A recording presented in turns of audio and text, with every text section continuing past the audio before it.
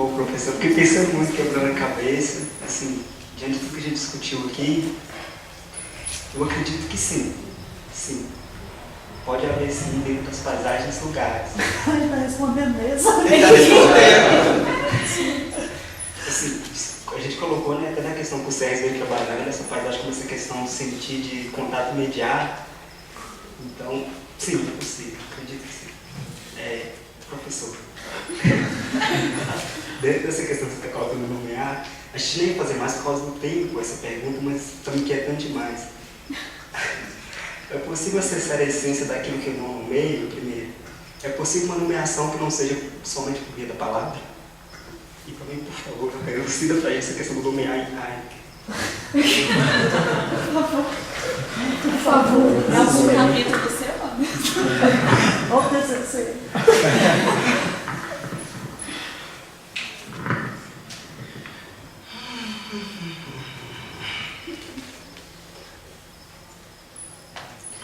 Olha, agora eu vou ficar falando a partir do Heidegger mesmo, tá? Porque eu acho que se a gente for para outros autores, tem respostas diferentes para essas coisas, certo? Para o Heidegger, a nomeação é fundamental. Ela é fundamental. Não porque as coisas não existem se não for nomeadas. Veja, não é um argumento subjetivista sobre a realidade das coisas. Se não nomeia, não existe. Não é isso. É que se não nomeia, não desvela.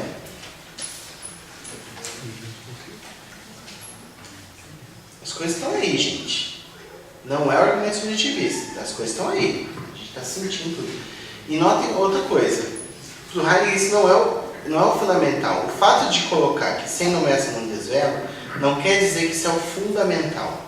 Então vamos sair nomeando que tudo vai ser resolvido. O fundamental é o sentir. O fundamental é o ser no mundo. Então, a nomeação, tanto é que a nomeação não é um ato encarado como a ação do sujeito. Então não sou eu, Eduardo, vou lá e dou o nome, o apelido da Letícia aqui, que eu não vou contar para vocês. Não é isso. Na filosofia do Heidegger, o nomear, eu sou só o meio.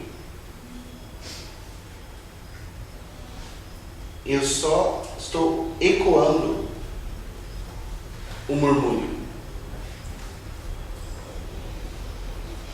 Então não sou eu que estou dando o nome. Por isso que não é nomeada a coisa de eu estabelecer uma representação metafísica, uma coisa.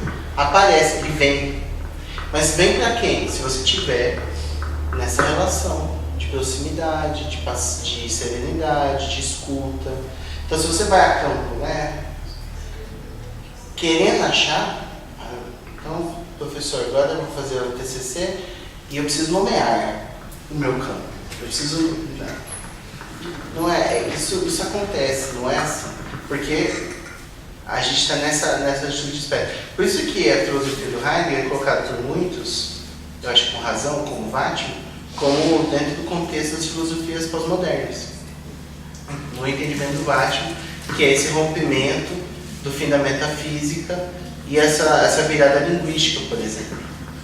Porque ele mexe com isso, né? Quer dizer, de que a nossa atitude não é essa atitude da razão, de quem vai em busca, de quem está fazendo as perguntas e está dando as respostas.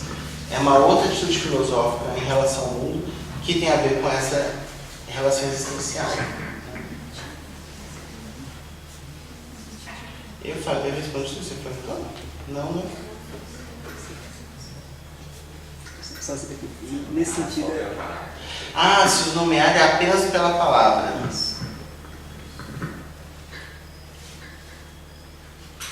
Olha, essa é uma excelente pergunta que eu não tenho uma boa resposta para você não, sabe?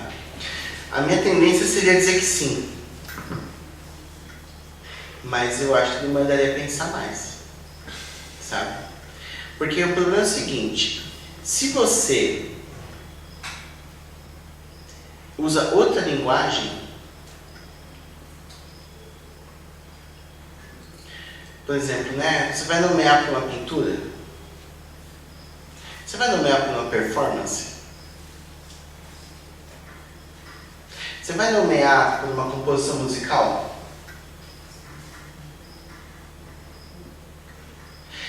Me parece que vai nomear para uma fotografia, isso você quer que eu diga? Entende, Anderson? Quer dizer, todas essas outras maneiras de expressão, elas me parecem que permitem o desvelamento, mas não nomeiam. Porque se uma pintura for feita para nomear, ela é, você entende? E ela é sempre abertura. Eu só consigo acessar a essência quando eu desvelo o fenômeno, quando o fenômeno é desvelado. Essa palavra acessar é meio complexa, né? Quer dizer, aí parece que a gente está de novo lá na montanha de Arkham, cavando, mais fundo, até achar a essência que está lá, inacessível, né? Mas se você se esforçar muito, você alcança, né? Você acessa ela. Você tem que capturar. Então,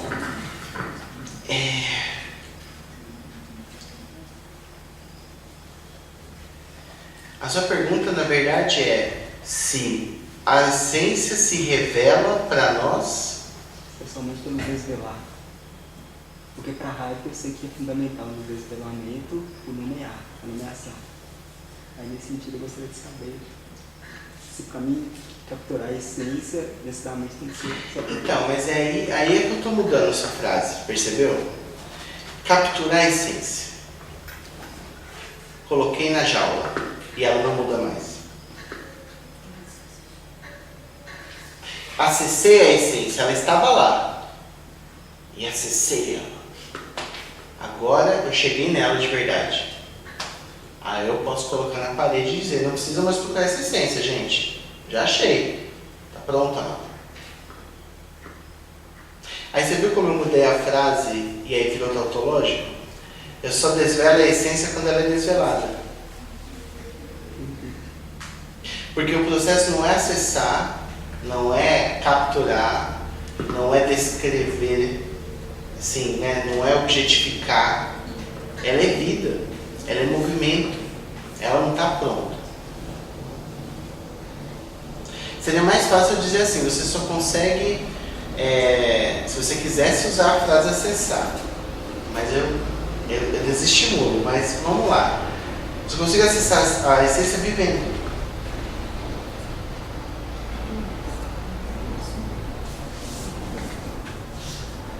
Mas não capturar ela não. Na hora que você capturar, você acha que você pegou a essência, mas na verdade o que você tem é um objeto. Você objetificou, representou e colocou lá.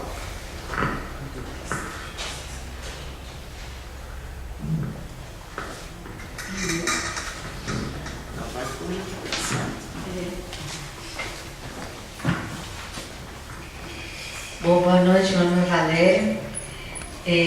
Apesar da minha pergunta começar com o como aqui não quer receita não, é convite para pensar comigo, tá? Ok. Como levar a escrita enquanto artesania para os alunos que estão chegando nessa universidade tão formatada. Eu poderia chegar à escrita por meio da arte, como a fotografia, a literatura? Você estuda advogado em causa própria, né?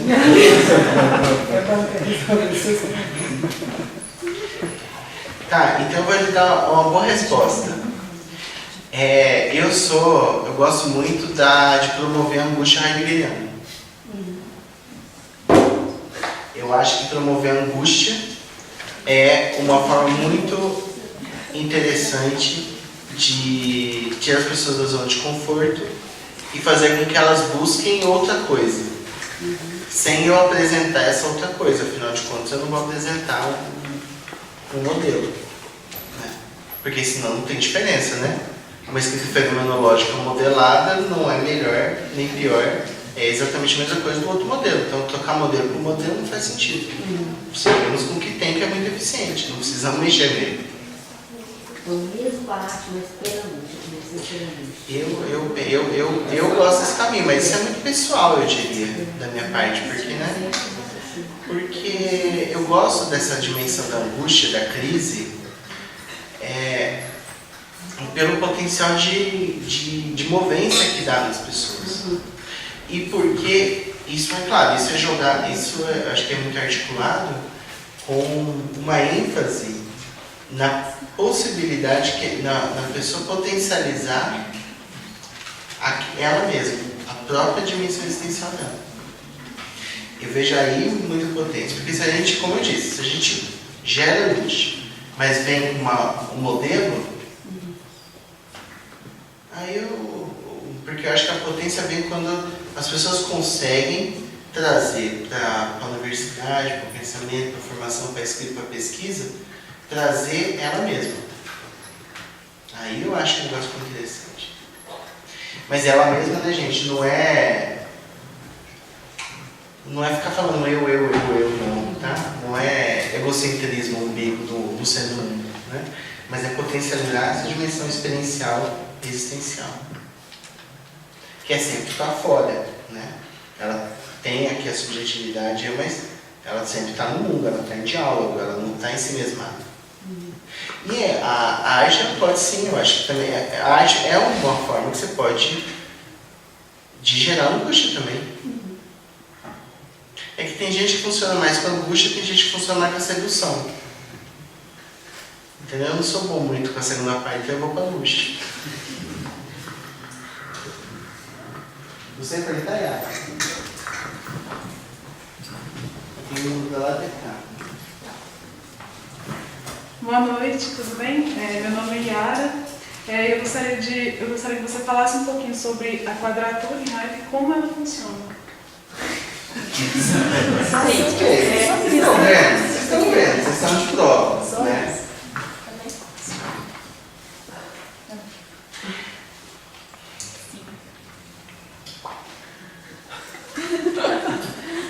Essa cara que a gente fala comigo. Bom, eu tenho que dizer que ela não funciona. Ela não funciona, definitivamente. A quadratura é a quadratura do habitar, né?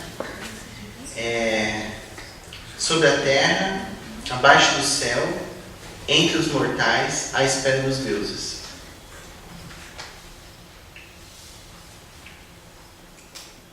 Essa é uma parte do pensamento do Heidegger que faz com que alguns gostem muito dele e outros não gostem nem um pouco. E é uma parte meio escondida, né? Que é uma parte é uma parte espiritualista do Heidegger, mística, inclusive. Né? A maioria das pessoas esquece que ele tem o fenomenologia da vida religiosa, né? E que os deuses constituem também essa ontologia heideggeriana, né?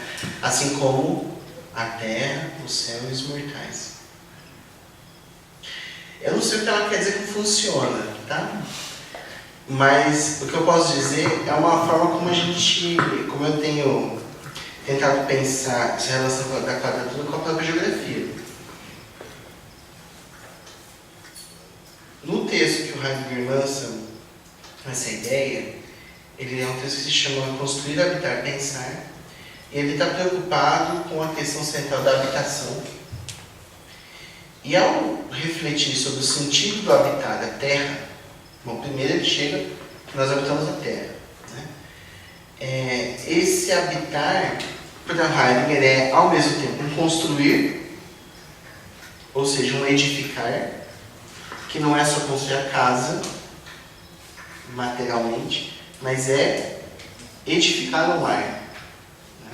Então, o que é construir? Construir é um processo de edificação, de constituição. E, ao mesmo tempo, é um pensar. Sem esquecer, gente, que para o Heidegger pensar é existenciado também. Por isso que ele nos leva a filosofia, a ciência, tudo para a existência. Porque para ele, pensamento não é cognitivo. Ele não se refere a pensamento pensando nos processos cognitivos da mente, né? Como a vertente da psicologia. Né? Mas para ele, pensamento é a própria constituição, é a própria existência. Então, na verdade, esse título, Construir, Habitar, Pensar, ele está colocando as três coisas como indissociáveis. Que para habitar é necessário um construir, que é ensino e pensar. E quando ele estabelece, ou ele coloca lá a questão da quadratura, ele está, para mim, constituindo a circunstancialidade dessa existência. A circunstancialidade desse habitar, a circunstancialidade desse construir e a circunstancialidade desse pensar. Então, eu vejo nessa compreensão dele uma geografia que não separa a dimensão mística da dimensão social, da dimensão terrena, né? E da dimensão divina, da transcendência. Então é uma geografia que se dá exatamente no entre, nessa circunstância. Então quando ele está se referindo aos deuses, ele está falando dos deuses mesmo. Ele está falando, mas não os deuses como entidades, etc. Ele está falando como o sentido de transcendência do espiritual, do religioso, daquilo que nos transcende. Então, a filosofia hegeliana não é uma filosofia puramente imanente, por exemplo. Ele considera que sim, a transcendência nos constitui também. Mas veja, ela nos constitui nessa quadratura, nessa relação entre essas coisas. Enquanto seres terrenos que vivemos entre os mortais. Os mortais não são só os seres humanos, são todos os entes. Ah, então, se o lugar for ente, o lugar morre. Né?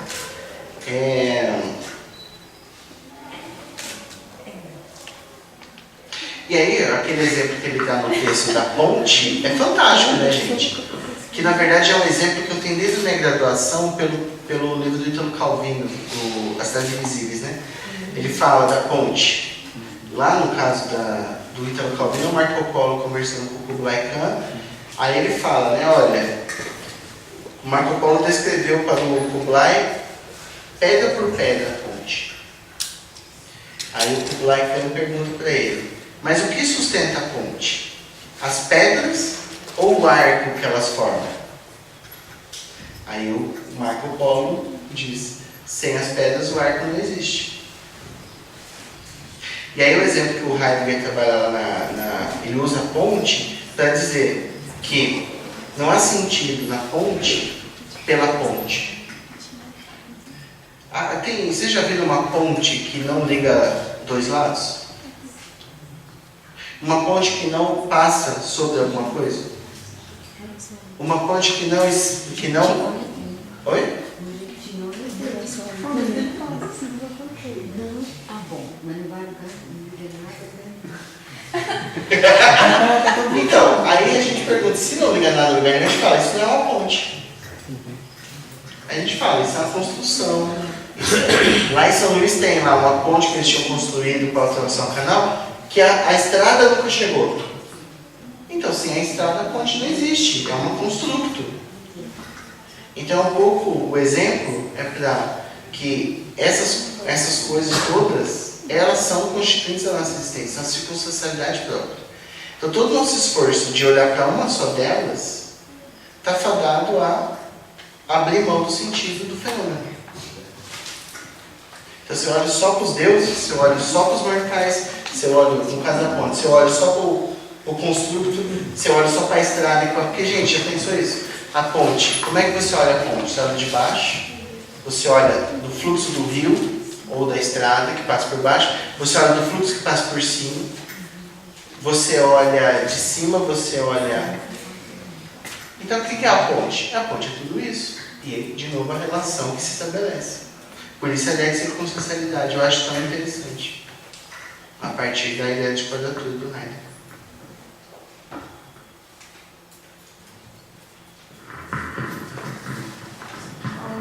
Pronto, tudo resolvido? A última, penúltima. Vai ser aquela para acabar, né? Eu sou o Kleber. Minha pergunta é assim, para Ficou o Russell, sotaque? Ainda não. para Russell, a fenomenologia é rigorosa, mas ao mesmo tempo há tantas fenomenologias quanto há fenomenológicos. Como então manter o rigor frente aos múltiplos fenomenólogos? É trava-língua mesmo. Os meninos do laboratório agora, eles começaram a chamar de fenô. Parece.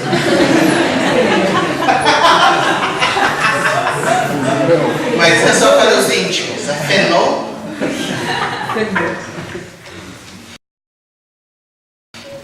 Como é que é o seu nome? Claro. Tá bom.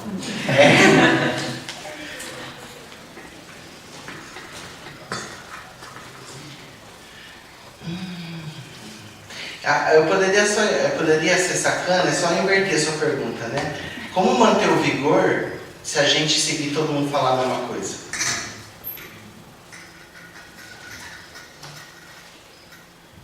Mas eu não vou ser sacana, tá?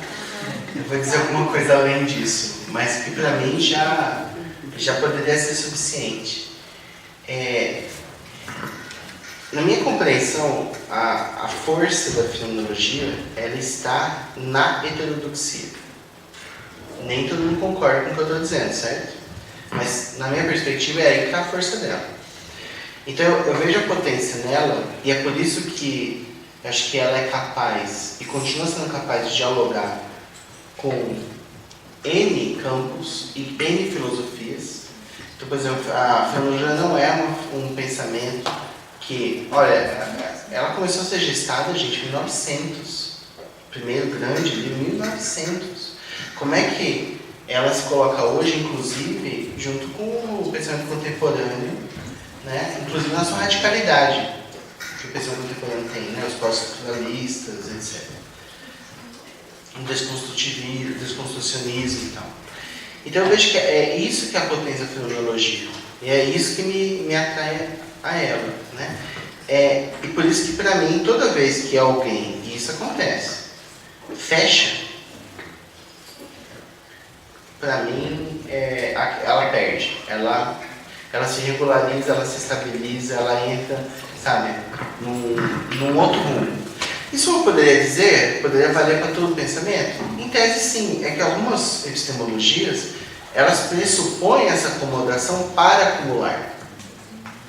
E ela precisa dessa acumulação. A fenomenologia não. Como eu disse, nós não vamos fazer uma parede com todos os fenômenos descobertos ou desvelados. Nós não vamos fazer um atlas de todas as essências que já foram desveladas. Nós não vamos falar assim, olha, já estudaram Diamantina bastante com fenomenologia, agora a gente vai estudar outro lugar. Porque não é o sentido da acumulação e de uma objetividade que, ao ser desvelado, descoberta, é resolvido. Então a potência, para mim, está nisso, está na condição de abertura, na condição de sempre renovação. E quando eu falei antes que a potência vem da existência das pessoas, é porque a força renovadora dela, ou se vocês quiserem, a força vital, é a própria existência. E enquanto ela continua pulsando, eu acho que a gente continua precisando nos refazer as perguntas, porque a fenomenologia é pródiga em fazer pergunta, não em dar resposta. Na minha leitura, é claro. Né? E aí essa coisa do quantos fenomenólogos, fenomenologias, eu acho que isso daí é a riqueza dela. Não é uma fraqueza. É a fraqueza para uma forma de compreender o conhecimento. Tudo bem, é verdade. Né? Mas eu acho que aí a coisa está interessante. E aí eu volto à primeira frase que ele disse. Se a gente fechar um caminho, aí é que eu me pergunto como é que nós vamos manter o vigor. Porque nós vamos estar fazendo algo que a própria fenomenologia não nos dá condições de fazer. Então, nunca seremos paradigma dominante. Nunca vai ter um presidente do CNPq fenomenólogo.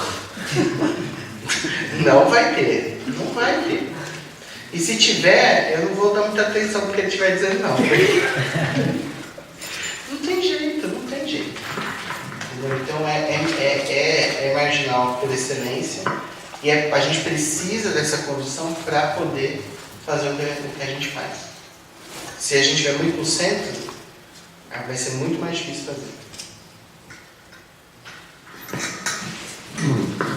Ficou meio messiânico isso, vocês me desculpem, mas Mas é ótimo terminar messiânico. Gente, em função do horário, né, eu queria agradecer a presença de todos vocês, mas sobretudo do Eduardo. Acho que hoje é um dia que eu, pelo menos, eu saio daqui flutuando, né? Acho que eu igual sonhava com esse dia, mesmo adiando não tendo todas as respostas que eu queria. E assim, que isso se repita mais vezes. E eu realmente estou muito agradecida. Muito agradecida também ao programa, né, que financiou a sua vinda aqui. E muitíssimo obrigada. Eu queria uma salva de palmas para o Eduardo.